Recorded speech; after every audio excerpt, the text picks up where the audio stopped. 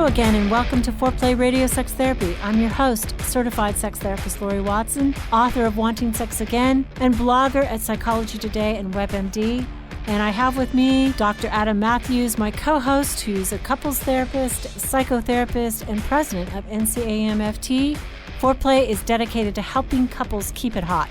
Each episode, we cover an aspect of sex that impacts your sex life and something that you can relate to. So if you find our discussions helpful, please give us a review on iTunes or Stitcher. We would love it if you would tell a friend about us. You can find us also on the web at foreplayrst.com. And if you have a comment or a topic that you'd like us to talk about, we'd love to hear from you. Please send them to us at info@foreplayrst.com.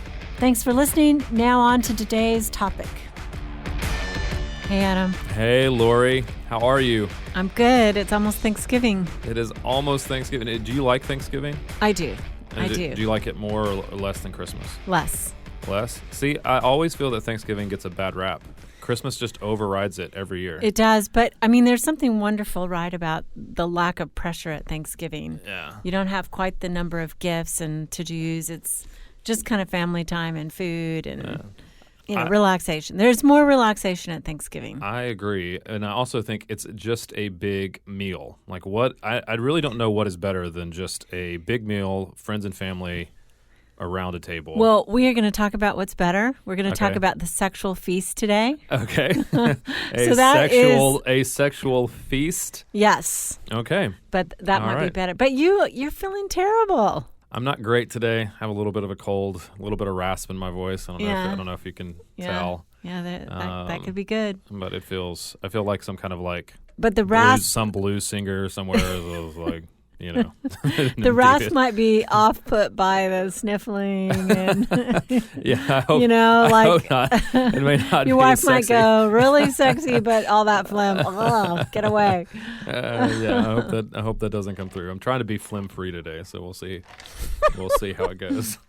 So when you think about a feast, Laurie, what do you think about? What are the things that make a feast, right? Because that's what Thanksgiving is supposed to be, right? Exactly. So. Well, I mean, a ritual and tradition is part of the way we as humans really divide time up. Right. Otherwise it's just this huge long life with nothing to look forward to. Right.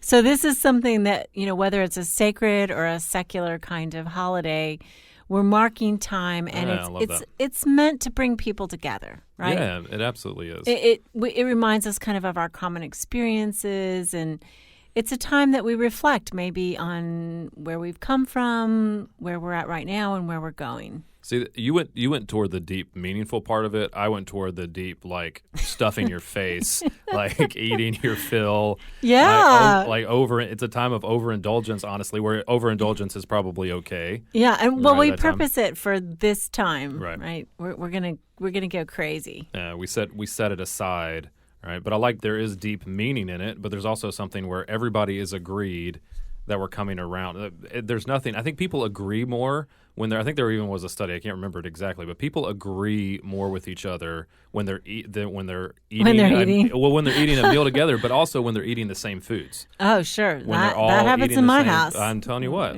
We do not have discussions when my husband is hungry. Thank you very much. No. You resolve conflict better.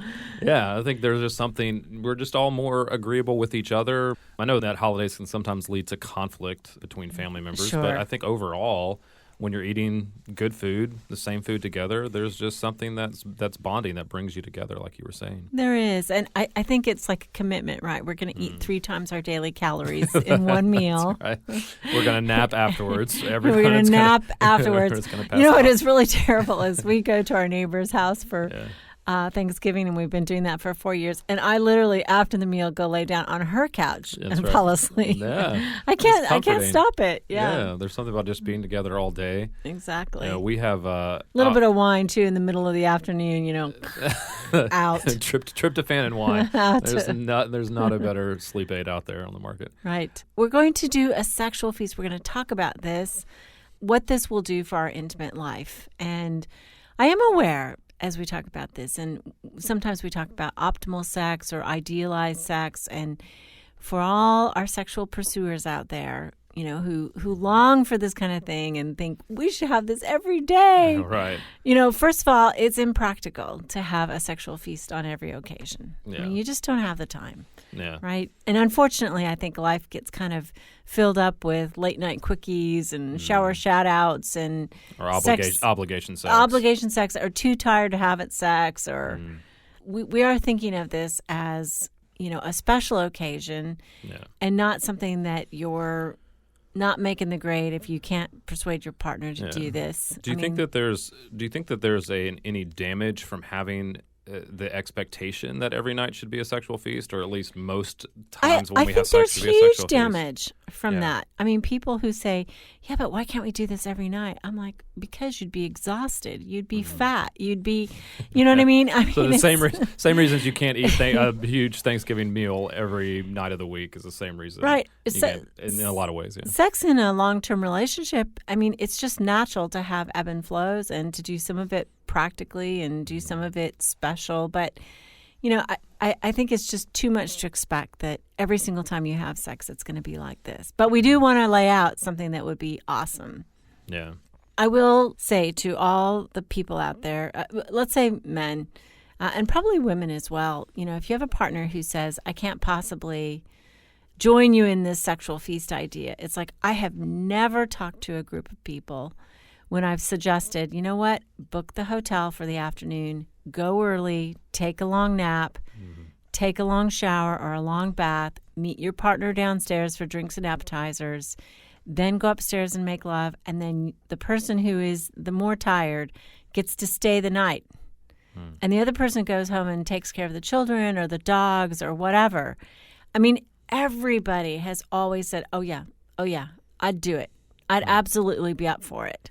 Yeah. Even people who are claiming total low libido, they're like, no, I could get into that. Yeah. So in part, that's. I mean, we want to talk about why you're going to have a sexual feast and, how you plan for this and what you're going to do in it. But the first part is rest assured that with enough planning, I'll bet you can persuade your partner to do this. Yeah, this is something that both parties usually are going to be up for.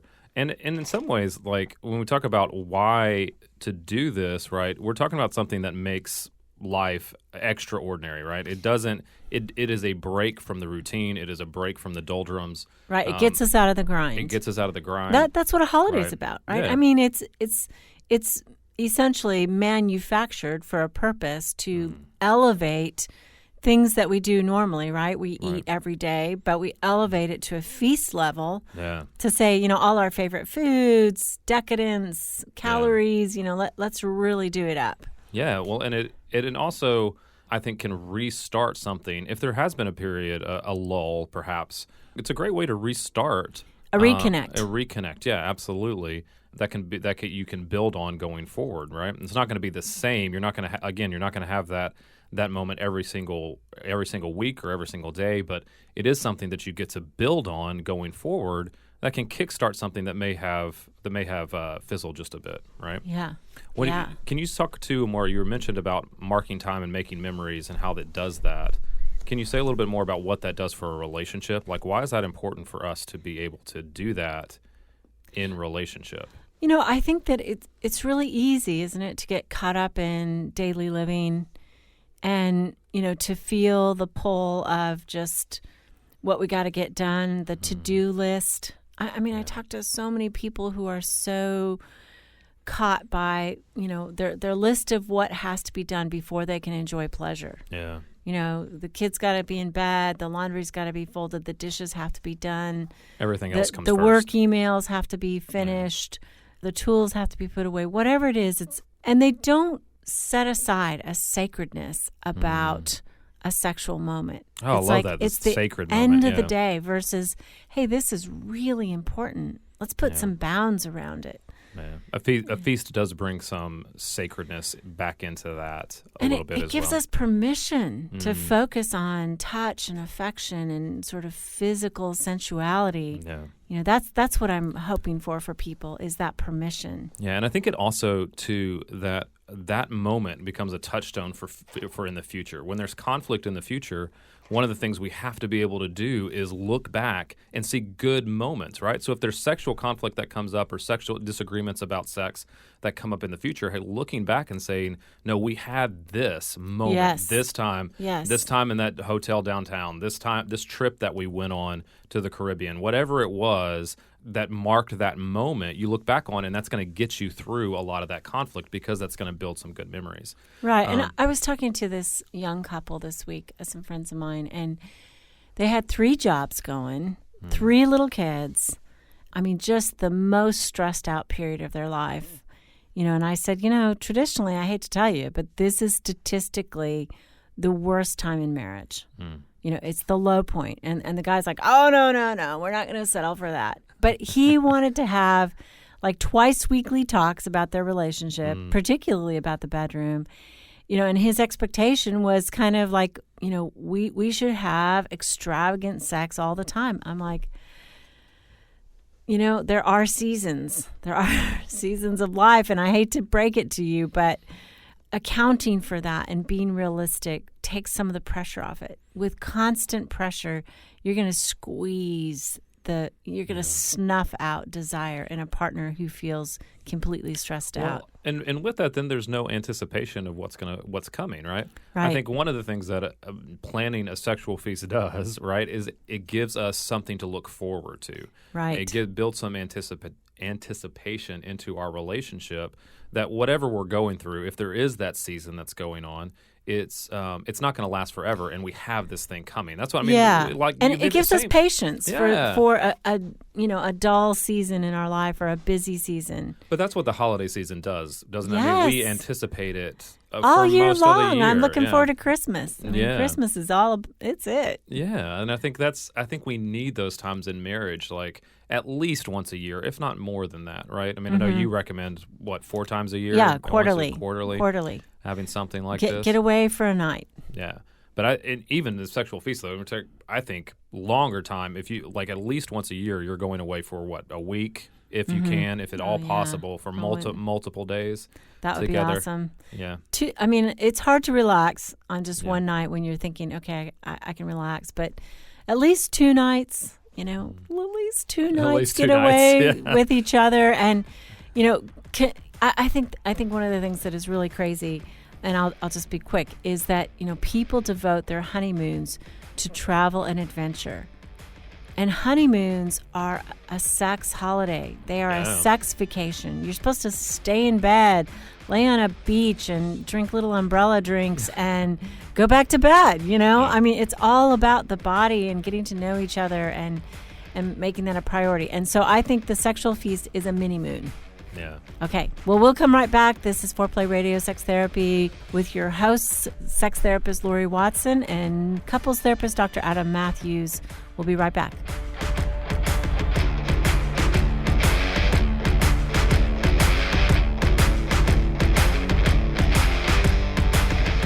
Wanting sex again. How to rediscover desire and heal a sexless marriage by certified sex therapist Laurie Watson.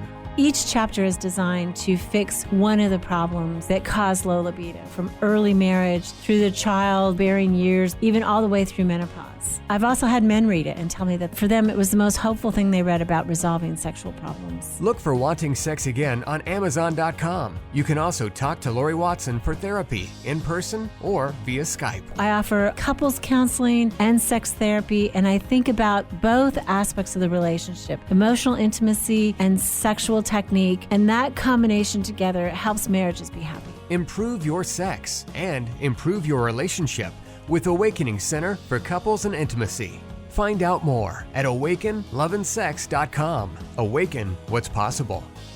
Hi, I'm Dr. Adam Mathews, and I want to welcome you to Mathews Counseling. At Mathews Counseling, we believe it is our job to come alongside you in whatever difficult challenges of life you are in and help you rediscover hope and to find the strength that you have to face those challenges.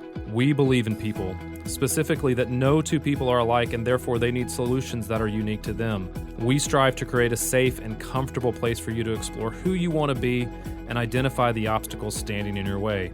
Oftentimes, the first step toward finding help is the hardest, but it can also be the bravest. At Mathews Counseling MatthewsCounseling.net, we strive to help make the first step easy. There you will find our blog with some great resources from our therapist. You'll also find a link to our client portal where you can schedule directly with our therapist at your convenience. We offer free 30-minute consultations either in person or over the phone, so the first step is at no cost to you. Give us a call at 919-587-8018, or again, find us online at MatthewsCounseling.net. We look forward to working with you.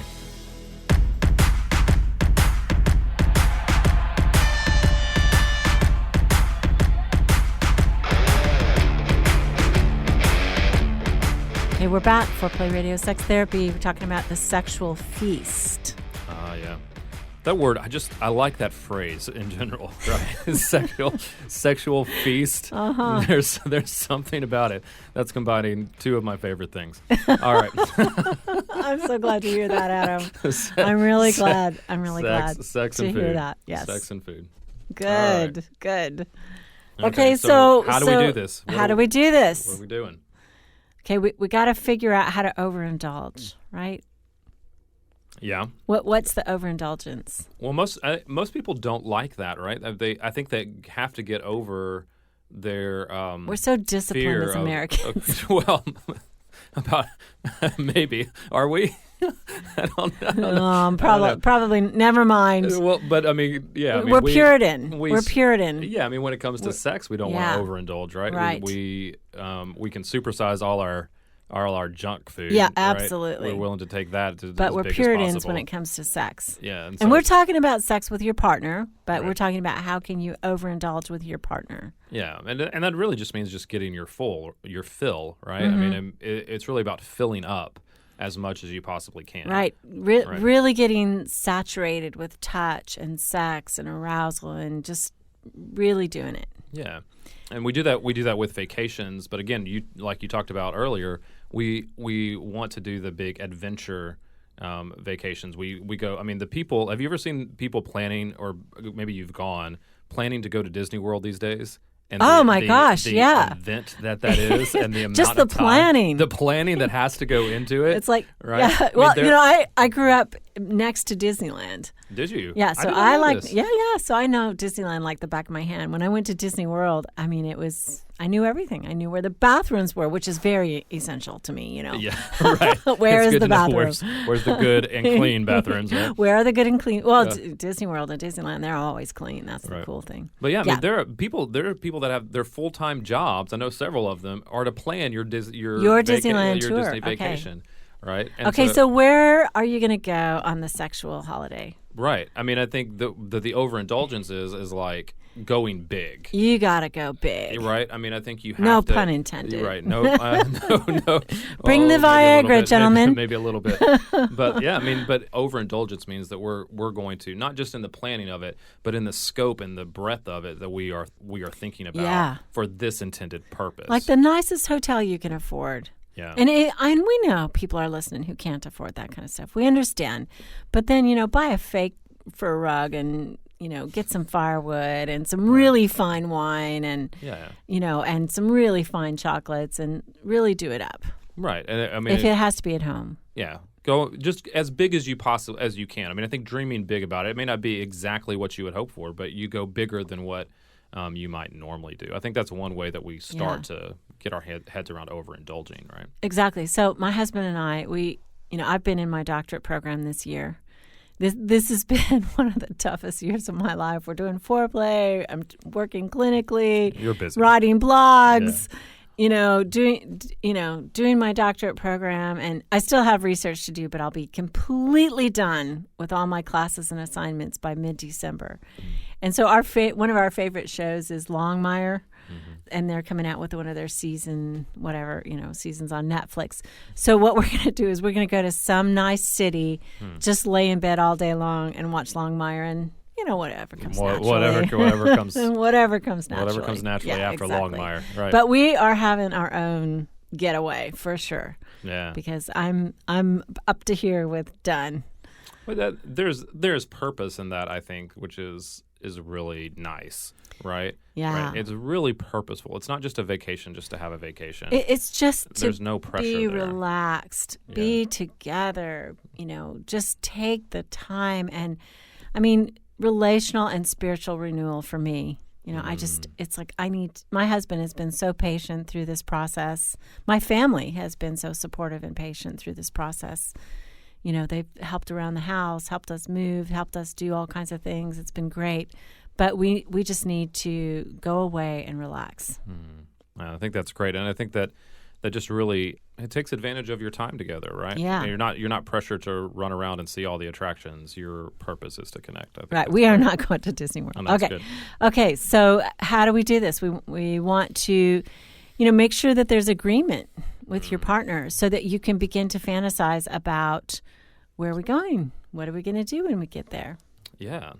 And I think that, as you said before, like usually both parties are going to be agreeable to this event, but I think there's also an agreement about it being the purpose of it being a celebratory event of your relationship. Right. And I think that is something that we can get behind, that we can start with and then build on, right? And whatever comes, like you said, whatever comes, and but you can also be explicit about what you want. Right. I'm sorry. I heard all those innuendos. I can't not hear that, I know. And I think another thing that we need to do is really stretch during these seasons, right? In a sexual feast, there's something about the dish that Aunt Mary brings that is like the mystery casserole. Right. Like bring some mystery casserole to this thing, something that you haven't tried before and something that might be a little bit dicey, but, between the two of you, it's all okay between the two of you. But I would say challenge yourself to stretch some sexually, to try something new. And yeah. Well, I think this involves like talking about your fantasies with your partner. During the sexual feast. Yeah, like looking at what each of you may want that the other may be outside the other's comfort zone a little bit, but this is the time to do it, right? Mm-hmm. I don't know that the time to try Go ahead, Adam. Go ahead. To try. Go ahead. No, go ahead. I was just going to say to try new things. To try new things. Yes. Is in the space of the quickie sex or the just get appointment sex. Right. Thursday night is not the best time to say, "Hey, I'd like to act out one of my fantasies." When everybody's tired and worn down, right? Your resistance to that is higher in those moments, right? Yeah, but this is the sexual feast. This is the time to say, "Hey, let's really try something special." Yeah. And people ask us, can't you tell us what to do? But I feel like in my therapy sessions, I never answer that question because what's in somebody's head is so much richer. And I could fall short or I could go long, and either way it interrupts their personalized fantasy expression, and the revelation of what's inside their mind. So I would say to each of you, see if you can write it down a little bit. Like, this is what I'd like to do, so that it gives you some courage and some outline to share.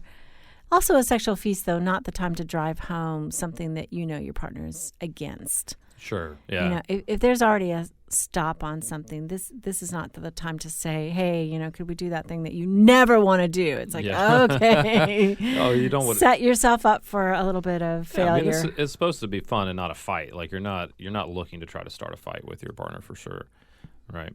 But all of this sounds like, Laurie, that we have to be intentional in these things. With these, it requires some planning. It right? does. It's in it some does. thinking through how this is going to happen, right? Even maybe financially, how we're going to make it happen. Mm-hmm. It's setting aside some time to do it, right? And then really having to defend that time. Yeah. Right. I mean, there does have to be some planning and thought that goes behind it. It's not just defend something. the time, clear the calendar. Yeah.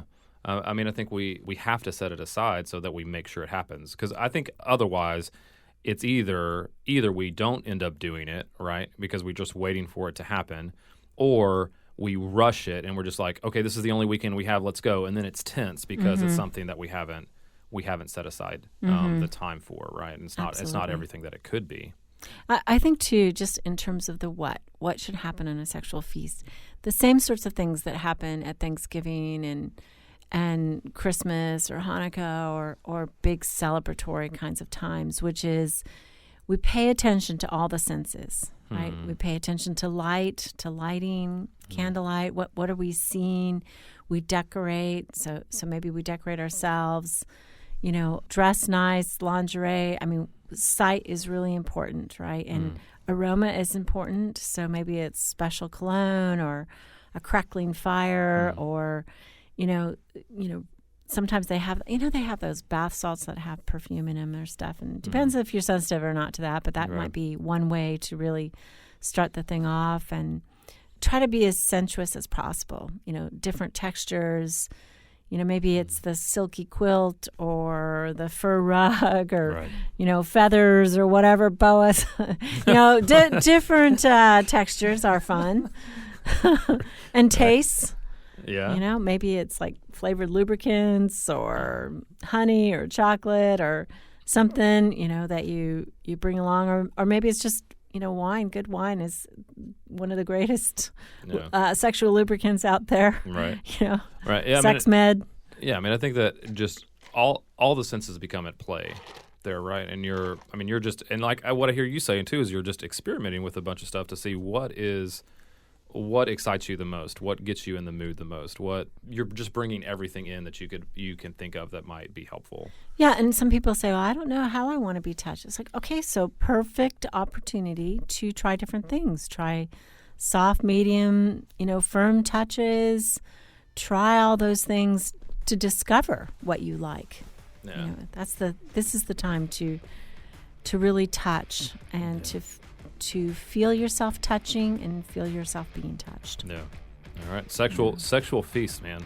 Sexual feast. Like planning those. That Thanksgiving this week, maybe in a couple months. Yeah, not when you're in your hometown with your in-laws. That's not the best time to have a sexual feast. Right. Okay. So thank you for listening to us, Foreplay Radio Sex Therapy, with your sex therapist, Laurie Watson, and couples therapist, Dr. Adam Mathews. Thanks for listening. Hey, help us stay on top here at Foreplay. We'd love it if you would subscribe and share it with your friends. And please take 1 sec and rate and review us. Thanks so much.